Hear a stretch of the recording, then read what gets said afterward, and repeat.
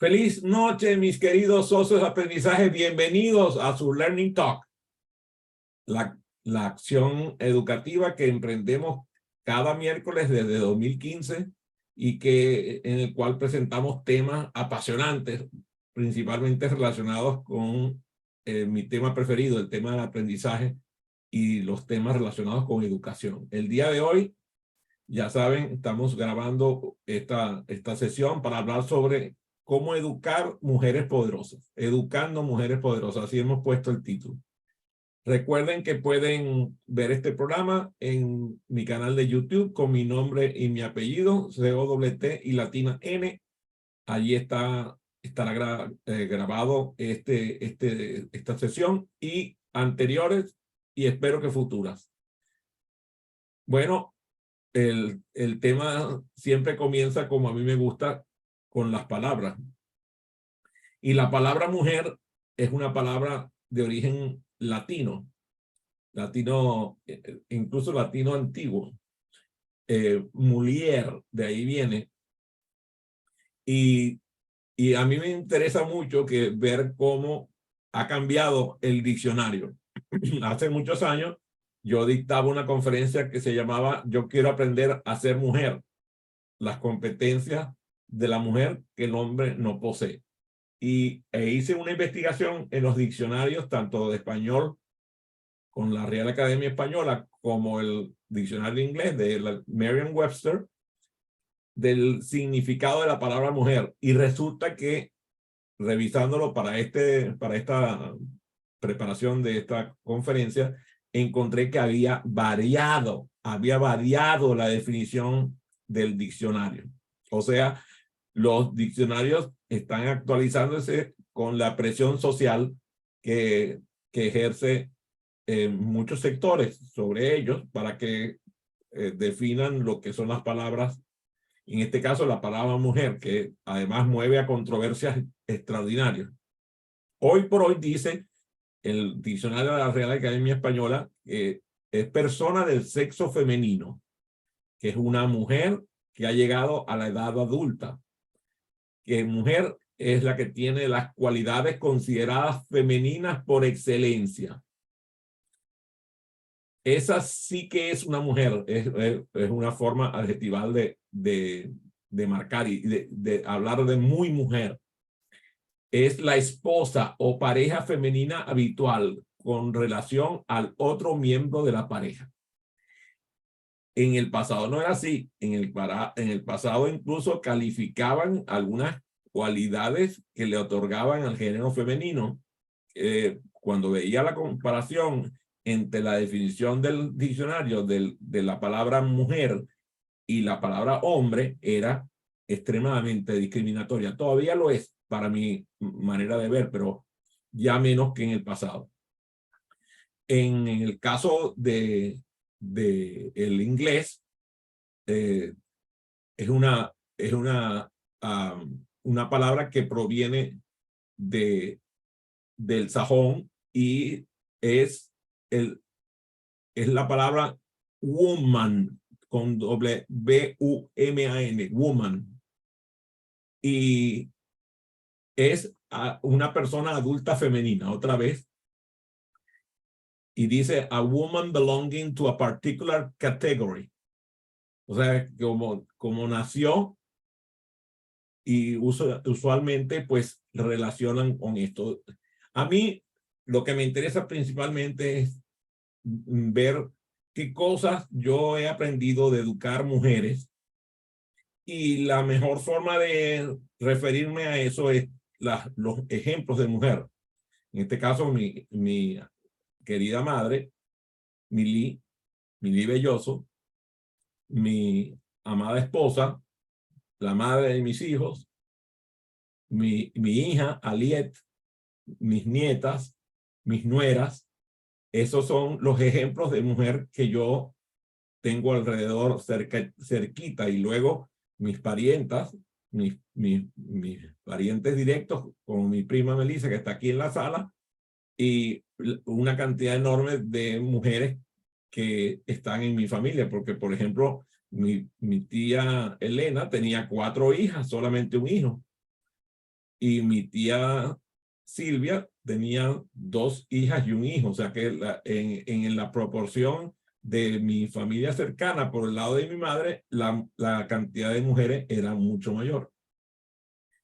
La etimología de la palabra no tiene un origen claro, pero se cree que podría estar relacionada con una raíz indoeuropea, mel, que asocia con moler, con suavidad, con flexibilidad. O sea, es importante destacar que la etimología de la palabra muchas veces son tan complejas que pueden generar teorías suficientes y variadas.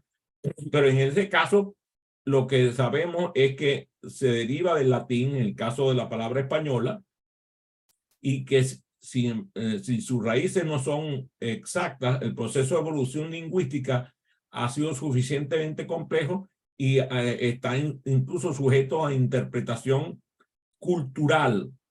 En este caso, se supone que nosotros estamos hablando de lo que ustedes comprenden que es una mujer. No nos vamos a buscar sembrarles a ustedes lo que es el patrón de pensamiento mío de lo que es la identidad de género o la expresión de género, sino que vamos a concentrarnos en cómo ha evolucionado la educación de la mujer.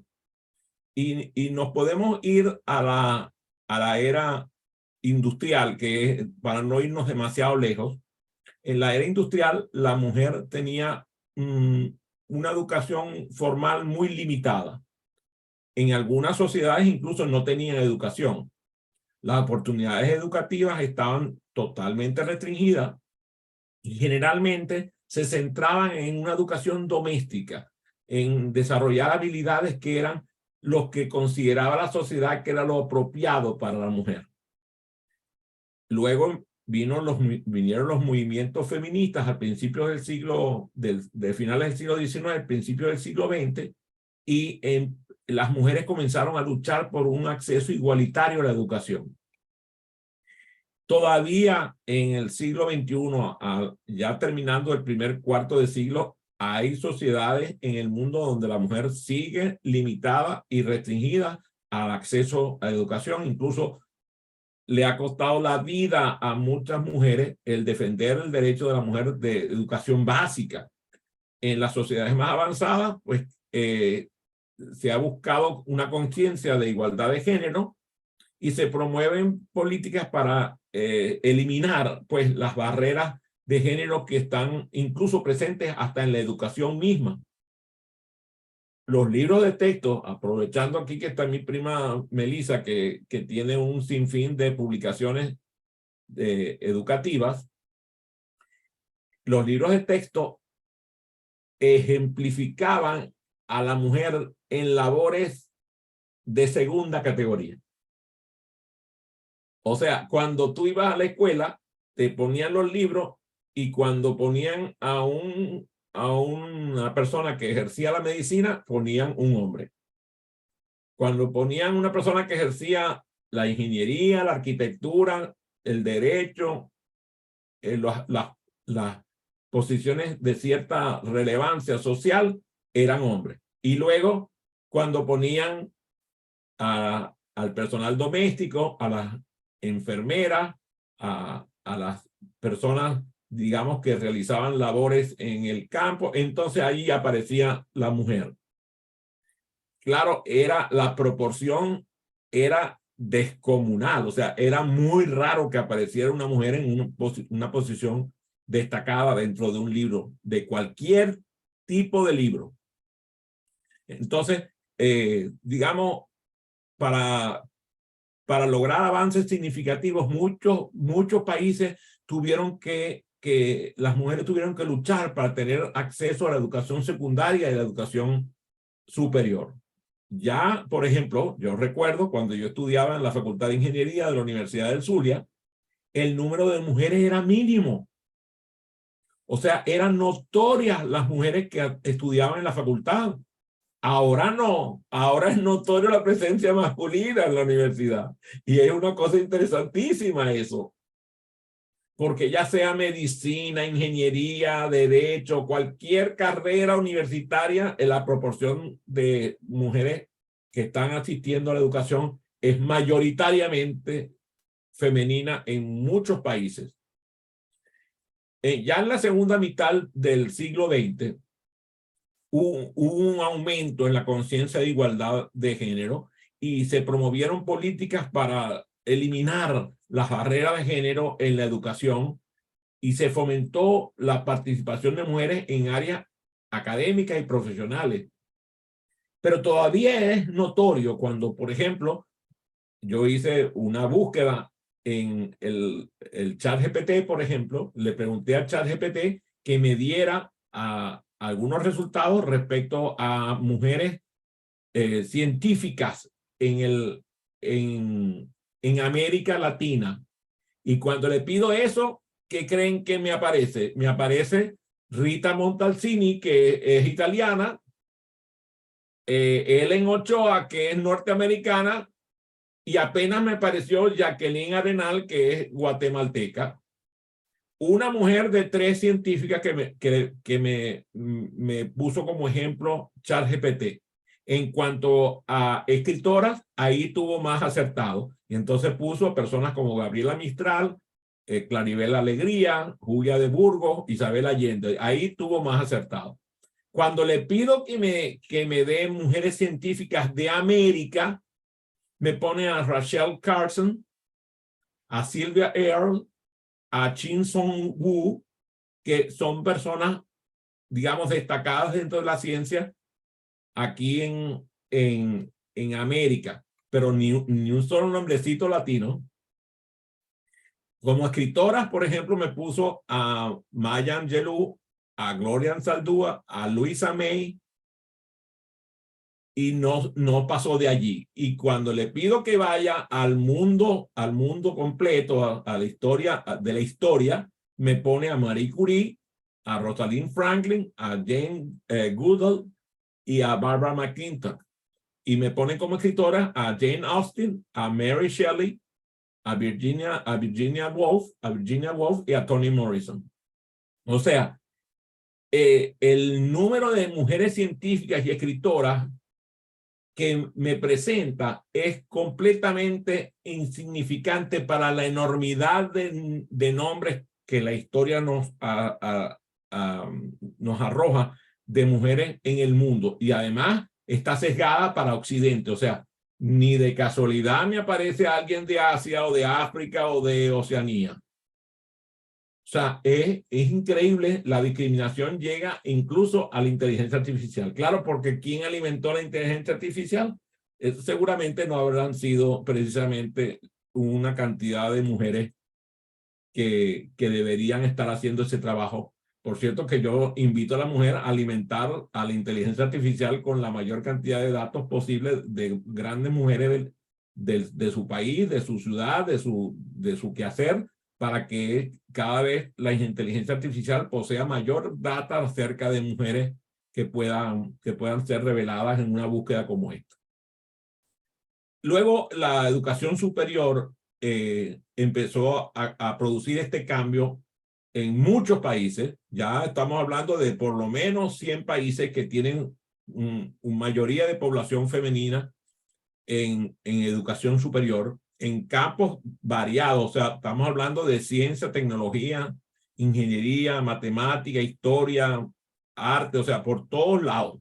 Y sobre todo en las áreas que habían sido históricamente dominadas por el hombre. ¿Qué ha pasado? Que ha habido un mayor empoderamiento de la mujer.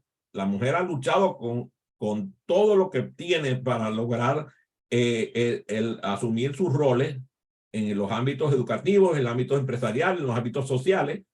Y también, por ejemplo, aunque la mayor cantidad, y ahí acudo a Melissa, que seguramente va a estar de acuerdo conmigo, la mayor cantidad de docentes en el sistema educativo, desde el maternal hasta el bachillerato, son mujeres. La mayor cantidad de docentes. Cuando tú vas a la escuela de educación, consigues que el dominio también es femenino. Entonces, hay un empoderamiento de la mujer, pero claro, en muchos países el docente está mal pagado. Entonces, ahí empieza un proceso de discriminación muy especial, porque se discrimina ya no por género, sino por compensación. Pero también estamos viendo un aumento en el número de investigadoras, de líderes en todos los ámbitos, y la representación femenina en posiciones de liderazgo en todo tipo de institución. Todavía los líderes empresariales están en proporción muy baja de mujeres. En el caso de Latinoamérica y también en el caso de los países de Europa Occidental y Norteamérica. Ahora, existe un enfoque hoy en las organizaciones internacionales y en muchos gobiernos para educar niñas. Se ha puesto un énfasis en educar niñas, reconociendo la importancia que tiene en el desarrollo sostenible, la equidad de género. Y sobre todo, se ha puesto énfasis, por ejemplo, yo lo estoy viendo mucho en España, también en Francia, énfasis en educación en tecnología. O sea, se ha trabajado en cerrar la brecha de género en la educación tecnológica y sobre todo en la alfabetización digital, fomentando que la mujer participe activamente en la economía digital. Seguramente la educación de calidad proporciona a la mujer herramientas como el pensamiento crítico, como el análisis de situaciones, análisis de problemas y toma de decisiones, resolución de problemas y aprendizaje continuo. O sea, elevar la educación de calidad eleva la posibilidad de empoderar a la mujer. O sea, una mujer poderosa es una mujer que tiene una educación de calidad. Eso es un hecho. Además, algo que es importantísimo, y eso se ocurre primero en el hogar, con el fomento de la confianza. O sea, padre y madre haciendo el trabajo de exponer a las niñas, a las mujeres de su hogar, a desarrollar la confianza en sí misma y en sus propias habilidades, animándolas a vivir desafíos de diferente índole y a perseguir sus objetivos en la vida. O sea, una mujer poderosa se construye en el hogar. Claro, hoy por hoy, el número de hogares destruidos es enorme. El número de madres solteras es abismal.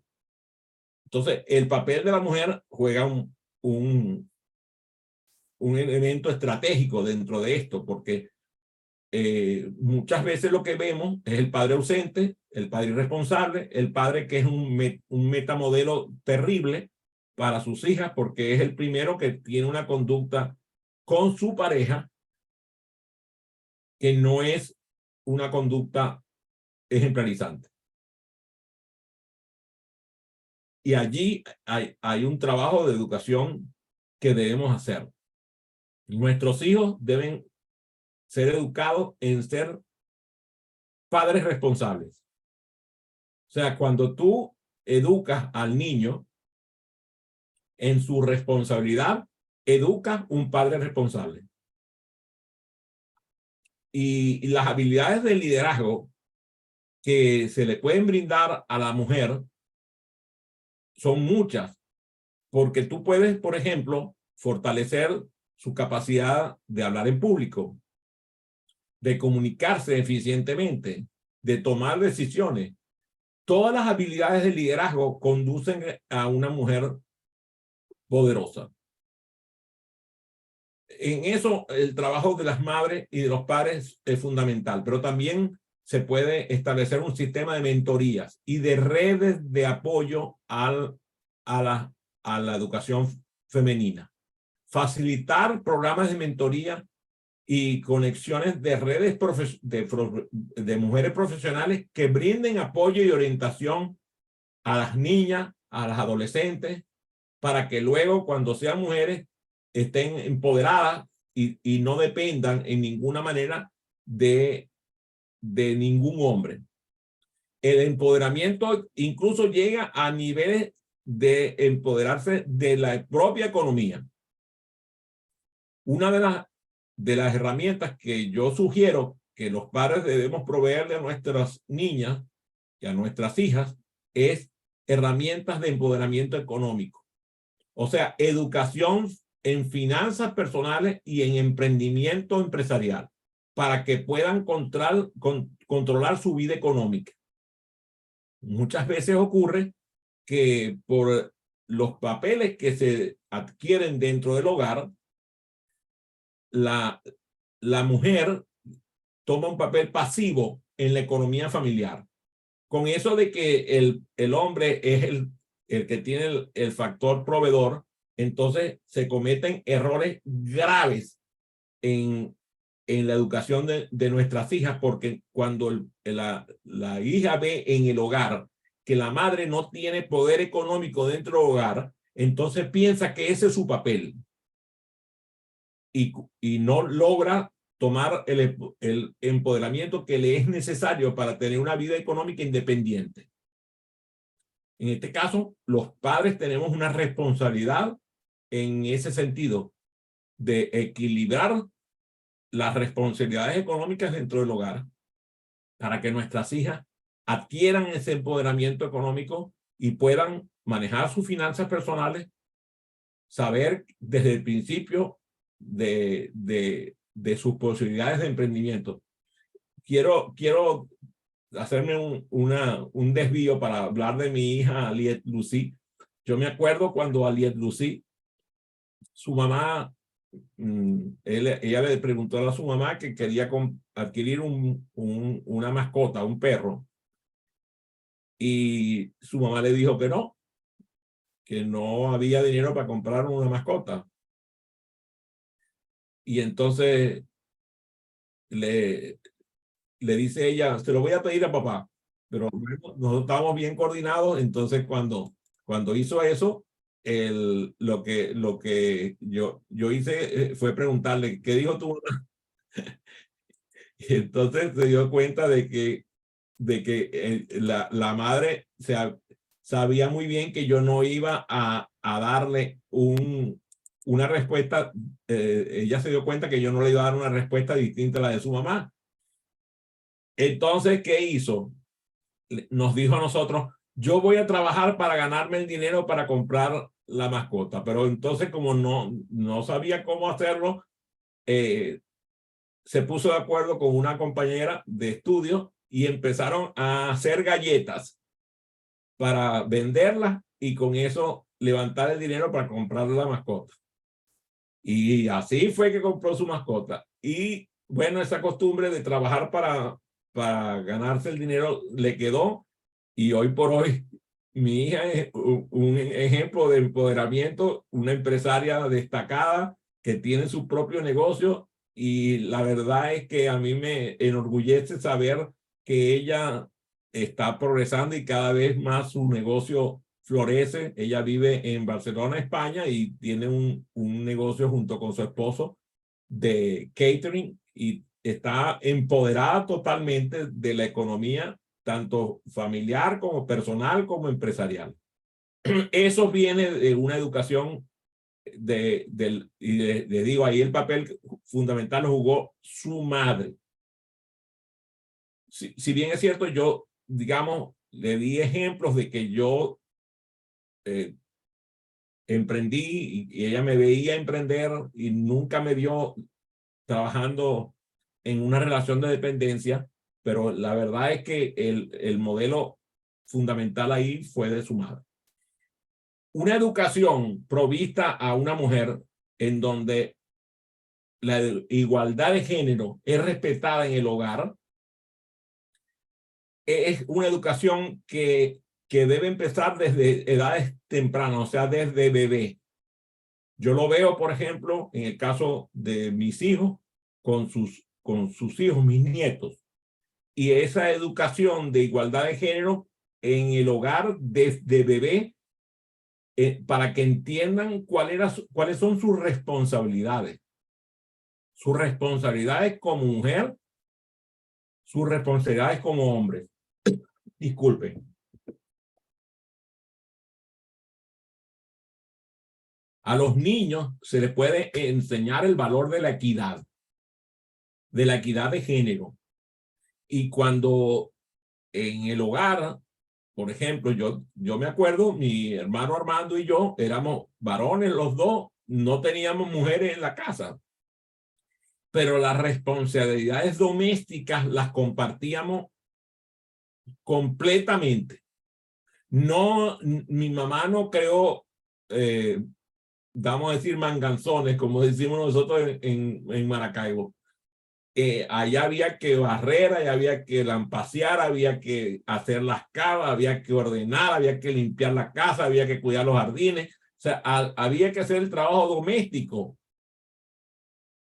Y parejo los dos muchachos.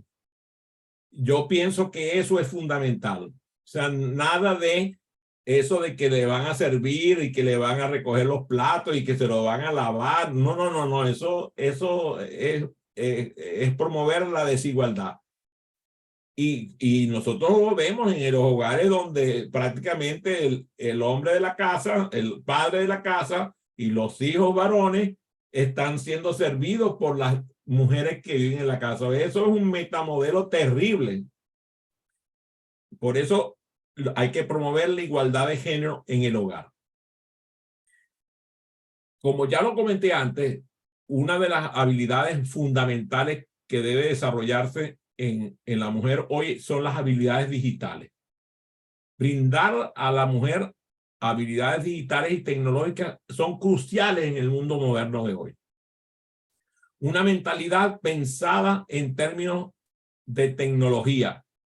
Así incluso sean carreras las que emprendan las niñas o las hijas, sean actividades humanistas, así sean actividades que no requieran en el día a día el uso de herramientas digitales.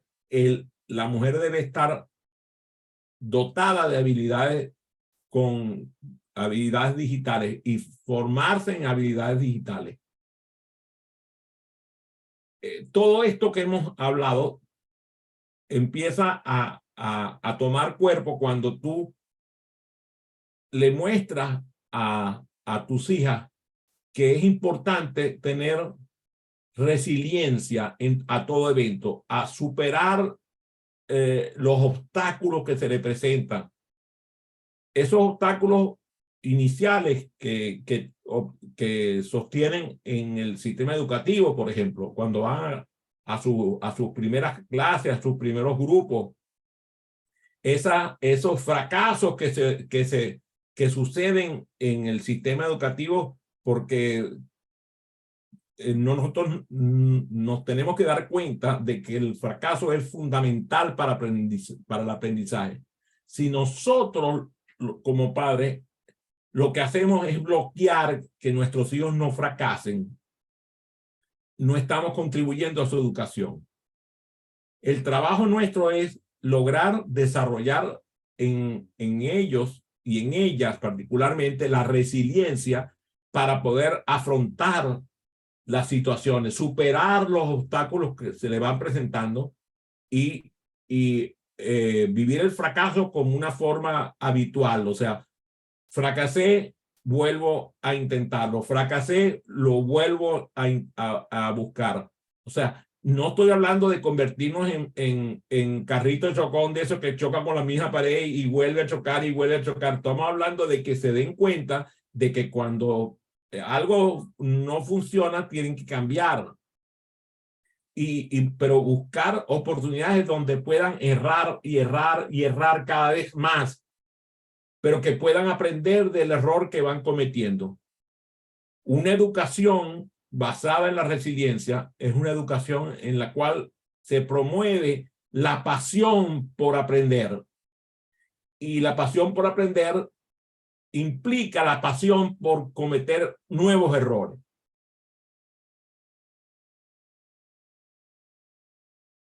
Y allí voy a una de las herramientas de educación femenina fundamental, que es enfocar a la educación en la pasión, a descubrir cuáles son sus pasiones. Muchas veces los padres cometemos el error de querer sembrar en nuestros hijos lo que es una pasión nuestra, incluso lo que es una pasión fracasada nuestra. Como yo no satisfice esa pasión, entonces yo voy a buscar que mi hija la afronte y la supere. No, lo que hay que hacer es lograr que ella descubra su propia pasión y orientar su educación para que ella viva su propia pasión y desarrolle sus propias áreas de aprendizaje. Cuando vemos, por ejemplo, que una niña tiene, yo lo veo con mi nieta Sofía. Sofía parece muchacho, o sea, se parece a su tía Melissa, porque ella se mete en pleitos, tú sabes, eso es todoterreno, o sea, ella va para adelante, todo lo que tiene que ver con riesgo, pero ¿cómo no va a salir así si tiene el modelo de la madre que es todoterreno y el padre que es todoterreno? Entonces, esa muchacha cuando estaba de meses y todavía ni siquiera se movía, ni gateaba, ni hablaba, la llevaban en un morral para la montaña. ¿Cómo no va a estar ahora después que ya está saliendo? Ahora no hay forma de sostener en la casa. Hay que tener cuidado con las puertas y tenerlas bien cerradas, porque si no ella se va para la calle. Le encanta agarrar hacia la montaña y tenemos que tener cuidado porque se puede salir y ya ha terminado en las casas de los vecinos. Pero tú sabes, hay que tener muchísimo cuidado porque se sale por cualquier lado de la casa. Entonces, eso ocurría con mi hija Aliet, y ocurre con mi nieta Anabela también. Anabela, tú sabes, te meten todo lo que se puede romper la cabeza, se puede romper la espalda, en todo lo que pueda hacer para arriesgarse, lo está haciendo. Pero entonces, ¿qué hace la mamá? En vez de asustarse, la promueve para que ellas hagan lo que quieren hacer. Las ayudan a descubrir su pasión. Y claro, a veces hacen cosas que son un poco de susto para nosotros. Y Dios mío, ¿y de qué se está disfrazando Anabel ahora? ¿Quién sabe? Ella se disfraza de cualquier cosa que pueda existir. Y entonces se le promueve la autenticidad. Y ese trabajo de los padres, promover en nuestros hijos la autenticidad, fomentar a nuestras hijas que sean auténticas, a que no teman ser ellas mismas, expresarse. El otro día fuimos a un viñedo con mi esposa, que estaba exhibiendo una de sus obras preciosas allí en ese viñedo, y fue mi nieta Sofía, y ella andaba paseando por todo el viñedo saludando a todo el mundo, estaba de mesa en mesa. Interesantísimo aquello. Y ella, tú sabes, ella no habla inglés, porque le han insistido en enseñarle el idioma español, porque sabemos que cuando ya deje de ser bebé, va a educarse más fácilmente en el idioma inglés que en el español. Entonces resulta que ella iba a las mesas y ella, tú sabes, ella hacía como si entendía las conversaciones. Esa autenticidad, ese empoderamiento para que pueda reflejarse como ella se siente, ¿eh? A ella no le gusta que le tomen la mano, no le gusta que le estén dando besos. O sea, es totalmente ella. Entonces, educar a mujeres poderosas se trata de empoderarlas para que se conviertan en líderes, en creadoras, en agentes de cambio en sus vidas y en la sociedad. Y claro, la presencia de sesgo, que lo vemos reflejado en todos los ambientes increíble. Yo hablaba al principio de los sesgos de género en la inteligencia artificial, por ejemplo. En el ChatGPT es notorio. Se le debe a que, claro, esos modelos están entrenados por hombres. Y los modelos de lenguaje que son entrenados tienen gran cantidad de datos textuales recopilados de Internet, lo que puede reflejar y amplificar los sesgos y prejuicios presentes en los datos que están suministrados por hombres. Estos sesgos incluyen estereotipos de género y desigualdades sociales que están presentes en nuestra sociedad. Entonces nosotros tenemos que vigilar la inteligencia artificial para que ese lenguaje humano que es ahí existente y que está en los patrones de género que se reflejan en la parte histórica, en la parte cultural, no permitamos que las tendencias a asociar ciertos roles, ciertas características con géneros específicos nos afecten. Y esto incluso nos afecta grandemente porque la respuesta que otorga una inteligencia artificial es una respuesta automática. Pero esa respuesta automática refuerza los estereotipos de género y además refuerzan un lenguaje no inclusivo, no equitativo. Los creadores y desarrolladores de los modelos de inteligencia artificial saben que tienen un problema, saben que tienen que abordar esos sesgos y esos prejuicios en su sistema, pero no lo están haciendo con la determinación que es requerida. Nosotros tenemos que involucrarnos en la implantación de medidas para reducir los sesgos y revisar y mejorar los datos de entrenamiento de los modelos de inteligencia artificial y desarrollar técnicas para que los modelos generen respuestas más imparciales y adecuadas. Me decía una amiga mía que ella agarró su currículum como mujer, lo pasó por la inteligencia artificial y lo convirtió como si el candidato fuera un hombre, del mismo currículum de ella. Y sometió los dos currículums a una búsqueda.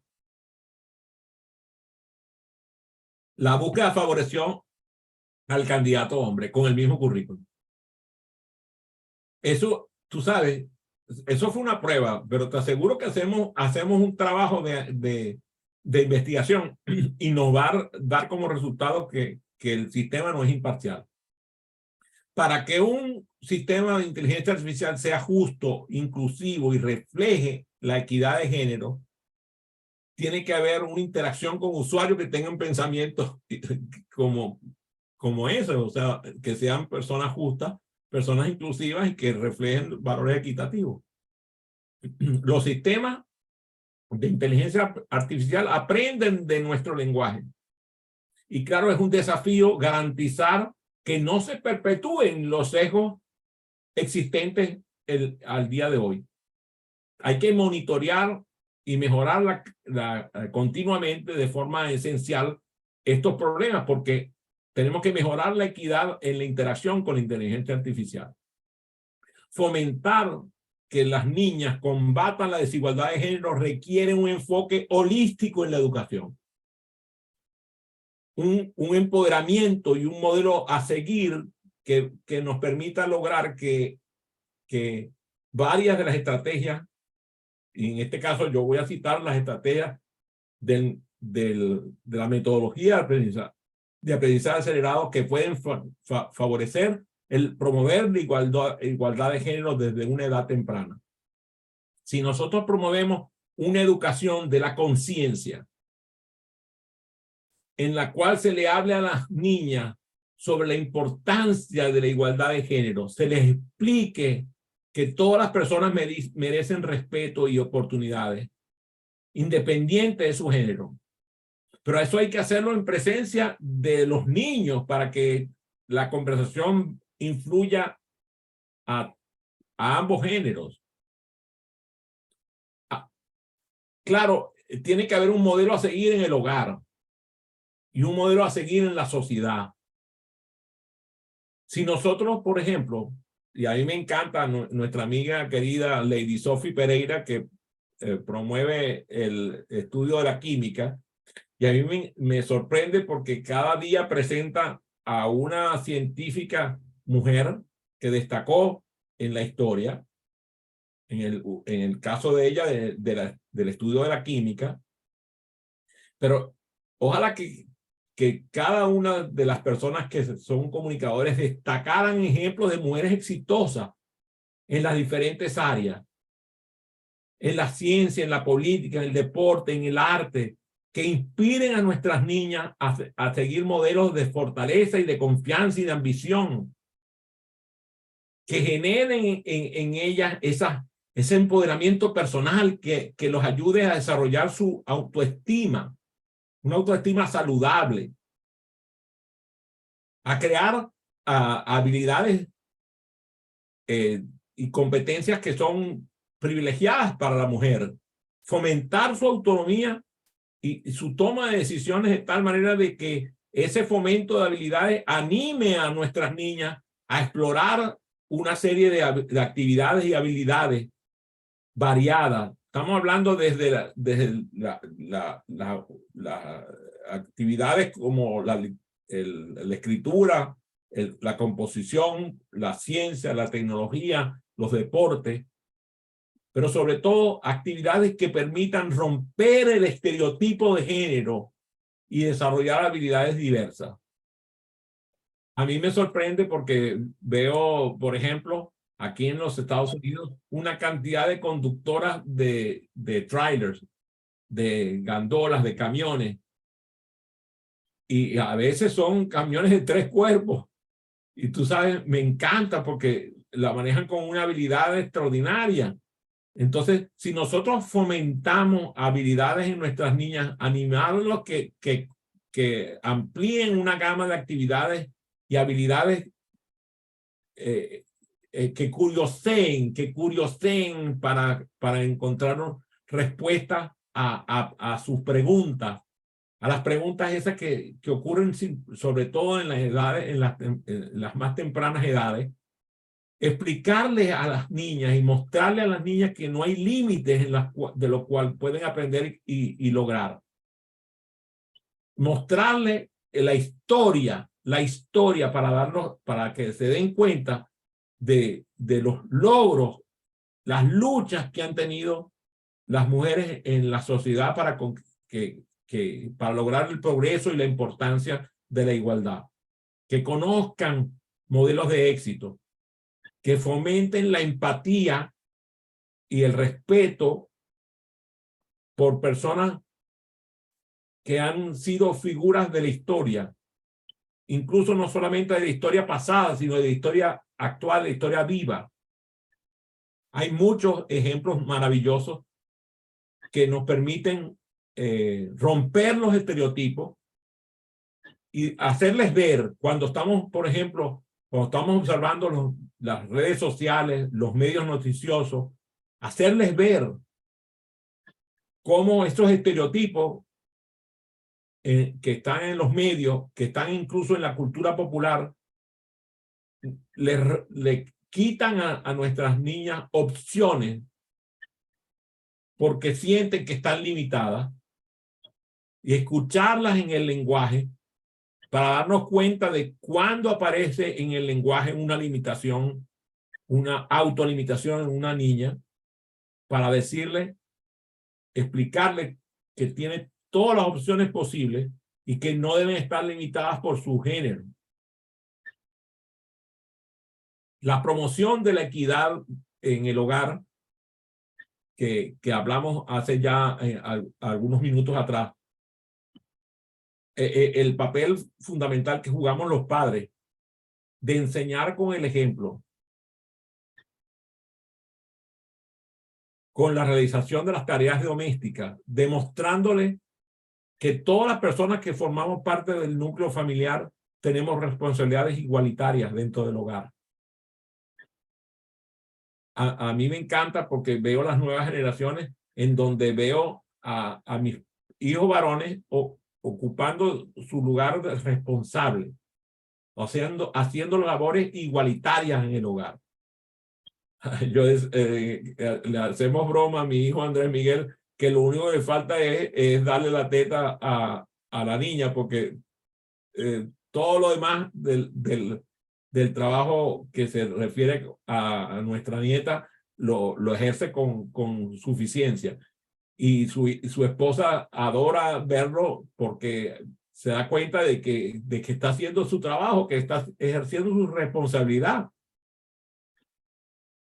Entonces, parte del trabajo nuestro debería ser un activismo que introduzca a nuestras niñas en actividades y organizaciones que luchen por la igualdad de género, que les muestre lo que puede hacer la diferencia de un diálogo abierto, donde se fomente en el hogar mismo un diálogo abierto y seguro, donde el padre pueda recibir a su hija que le está comentando cosas de su feminidad y lo reciba naturalmente, que sus niñas pueden expresar sus pensamientos y sentimientos sin temor, no solamente con su madre, sino con su padre o con su abuelo, para tomar un poquito del trabajo que me gusta a mí. Ese rechazo que debemos buscar a comportamientos sexistas. Y yo me doy cuenta que muchas veces la incongruencia, que claro, yo no fui educado en una sociedad ajena a comportamientos sexistas. Yo también caigo en la trampa muchas veces del sexismo. Pero entonces yo estoy buscando tener una mentalidad abierta para cuando alguien me dice, mira, ese comentario que estás haciendo es sexista, yo tenga la humildad para recibirlo con respeto y procesarlo y corregir. Enseñar a nuestras niñas a identificar comportamientos sexistas y a defenderse en situaciones que les resulten incómodas por el sexismo. Este trabajo creo que lo tienen que hacer todos los que apoyan a la educación. Motivar la educación de toda la vida para perseguir aquellos intereses sin importar los obstáculos que puedan vivirse. Y lograr el promover la igualdad de género desde edades tempranas, porque es fundamental para crear un futuro equitativo y justo para nuestras próximas generaciones. Trabajar juntos para empoderar a nuestras niñas y brindarles oportunidades iguales en esta dirección que hemos trazado de tener una mujer empoderada y llena de posibilidades. Cuando, claro, la gente prefiere concentrarse en los problemas de identidad de género, porque entonces, cuando empieza la diatriba acerca de cuál es el rol de la mujer y cuál es la experiencia de la mujer, y empiezan a buscar que la discusión, yo vi hoy, por ejemplo, a un amigo mío que le censuraron un artículo porque él mostró su pensamiento acerca de los géneros. Estaba celebrando sus bodas de oro matrimoniales y expresó su pensamiento respecto al matrimonio y respecto a la situación actual del género. ¿Y qué pasó? La revista con la cual ha estado publicando en los últimos, creo, 3 o 4 años, le censuró el artículo porque no veía que fuera, o sea, veía que era desigualdad en género, que promovía la desigualdad de género. Cuando tú censuras, lo que haces es precisamente producir una ruptura entre quienes piensan distinto. Si por el contrario yo leo el artículo, y fíjate, yo leí el artículo y a mí, yo no estaba de acuerdo con algunos de los conceptos expresados por él en el artículo, pero lo que menos voy a querer es que lo censuren. Porque entonces, cuando censuramos, lo que logramos es que las personas que piensan diferente se extremen. Y al no conversar, la desigualdad prevalece.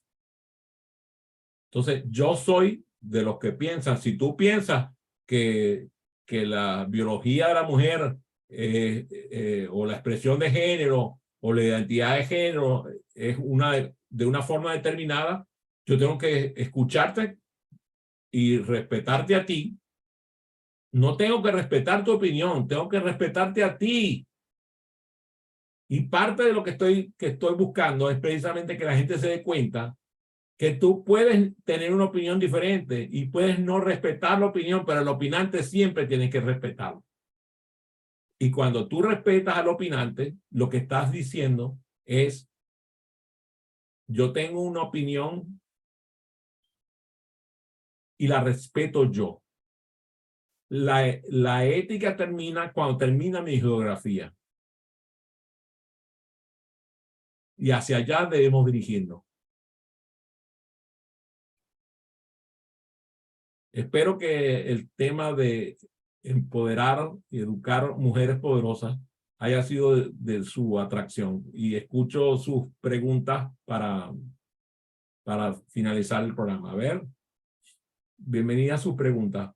Campo a Melissa. Yo escuchándote lo que vas hablando sobre el tema de las mujeres empoderadas o el tema poderoso, iba haciendo como la aproximación a las facilitaciones, como también puede generar espacios, o sea, como un facilitador se empodera y a su vez puedes también empoderar estos espacios de aprendizaje. Y me ubicaba, por supuesto, en las facilitadoras, ¿no?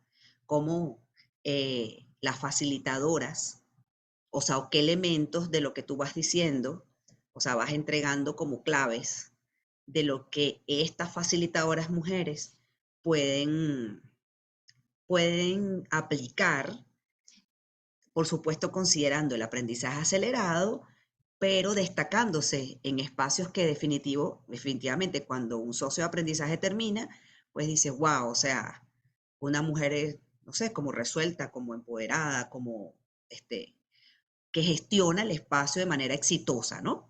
Entonces, a ver, por ejemplo, a tu comunidad o a las personas que tú formas como facilitadoras, relacionándolo con esto de mujeres empoderadas, ¿cuáles serían esas claves principales que tú dirías, bueno, para que esto ocurra, no deberían dejar de hacer como estas claves que son fundamentales, pues?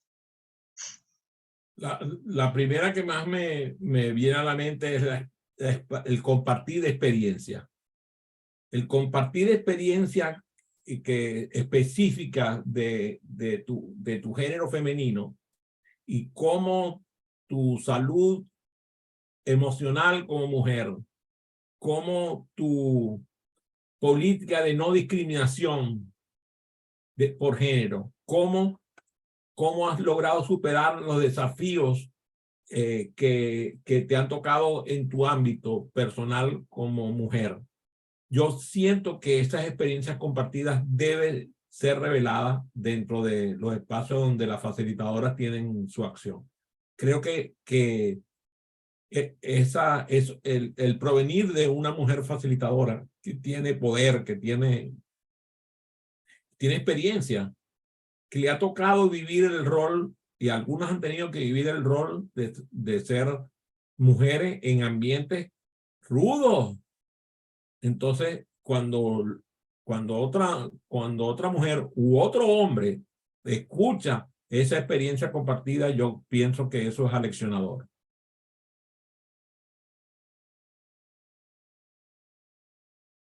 Melissa, no sé si me escribiste a mí o escribiste una pregunta. No, te escribí a ti. Ajá. Pero preguntas no, pero sí estoy clara y convencida de que la formación, particularmente en mi casa, que no sé si fue voluntaria o involuntaria, era muy relacionado con la cultura y el arte. Y en ese arte, aprender a tocar un instrumento, aprender a bailar, siempre es un desafío, porque te equivocas una y mil veces y tienes que volver y tienes que estar practicando y practicando y practicando para destacarte. porque si no, pues entonces formas parte del montón y creo que eso no estaba dentro de los deseos de ninguno de nosotros, incluyendo el aprendizaje de los idiomas. Ellos se hicieron un esfuerzo gigantesco de hablar siempre en inglés en todo momento para que nosotros tuviéramos el bilingüismo. Y eso es un desafío. Si tú estás sentado en una mesa y estás escuchando hablar y tú dices, bueno, ¿y ahora de qué se trata esta conversación? ¿Será que están hablando de mí? ¿Será que están hablando? Y ellos no les importaba, ellos seguían la conversación hasta que un día empezamos a comprender qué era lo que estaban diciendo. Fue así casi que automático.